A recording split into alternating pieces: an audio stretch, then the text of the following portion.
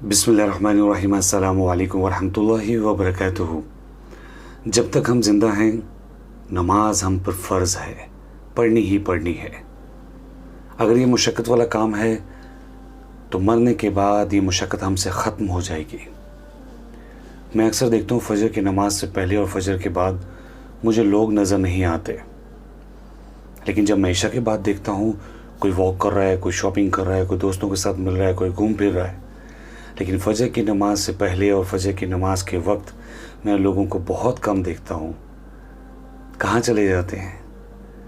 अल्लाह ताला सबसे पहले मुझे तौफ़ीक दे और आप सबको तौफ़ीक दे कि नमाज जो है बाजमात फ़र्ज़ जो है वो अदा करें मर्द हज़रात, और जो हमारी बहनें हैं वो घरों में वक्त पर नमाज पढ़ लिया करें। देखिए, सिर्फ ये दुनिया में मुशक्क़त है, ये अगर हमने कर ली, कबूल हो गई, तो मरने के बाद ये मुशक्क़त है ये ख़त्म हो जाएगी। फिर हमारी कब्र जो है इंशाअल्लाह जन्नत का बाग बन जाएगी, और फिर क़यामत वाले दिन रहमतें ही रहमतें।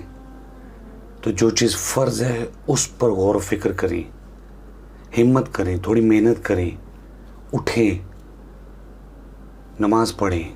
फ़र्ज़ है, सबसे पहला सवाल है इसकी कोताही हमें कहाँ ले जाएगी। प्लीज़ थोड़ा सा सोचें।